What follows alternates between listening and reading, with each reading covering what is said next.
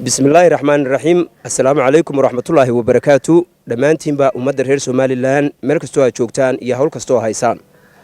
وموليد حسين عيديد ما أنت تشعل إنه مد يلبابا كي يراهدو مناسبة دا حسكا سيداد يتوبن كمي إنه قصوا فور له أما با إنه قصوا آدن سيداد يتوبن كمي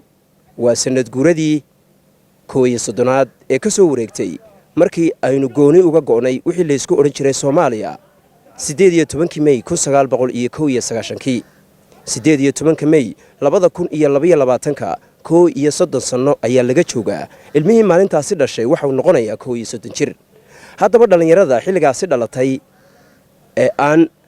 Soomaaliland wixii loo soo maray waxay maqlaan iyo waxay daawadaan mooyaane aanu soo joogin waxaan la socodsiin lahaa inay ogaadaan in dhibaatooyin fara badan iyo dhacdooyin fara badan oo xanuun leh loo soo maray sidii calanka looga taagi lahaa dalkeena Jamhuuriyadda Soomaaliland waa calanka tawxiidku ku xirdan yahay munaasabadan aynu xusayno 18 May waxa laynooga fadhiyaa oo laynooga baahan yahay inaynu calanka daryeelno si wacan oo nabadgelyo iyo xasilooni iyo sharaf ku jirtana aynu u muujino jiritaankeena iyo qarannimada Jamhuuriyadda Soomaaliland waxaan se dhalinyarada la socodsiinayaa calanka marka ay ruuxayaan ay haystaan in ay ilaaliyaan calanka waxa ku xardhan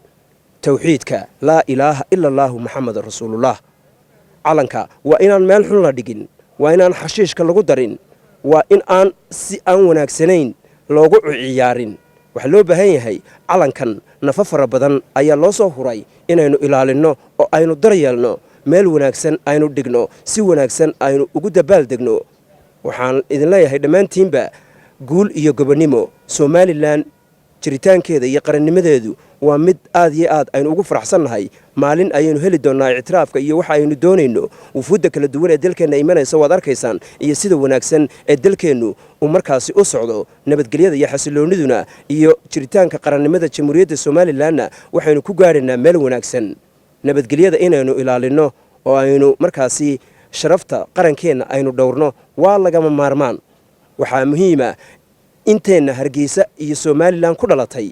ee ku dhaqantay ee wax ku baratay ee ku dhashay inaynu ilaashano waxa jira rag fara badan oo aanay ubadkoodu halkan joogin laakiin siyaasiyiina oo iyagu doonaya in ay jiritaanka iyo qarannimada dalkan iyo dadkan ay wax u dhimaan oo markaasi ay ku baaqaan in uu dagaal iyo nabadgelyo darro ay halkan ka dhacdo taasi ma suuro galayso ayaan leeyahay guud ahaan ummadda reer Soomaaliland iyo shacabka iyo dhalinyaradaba waxa loo baahan yahay inaynu ilaashano magaaladeena shidan ee sida wanaagsan aynu ugu noolahay wax ku baranay ku dhalnay ku dhaqanay wassalaamu calaykum wa rahmatullaahi wa barakaatuh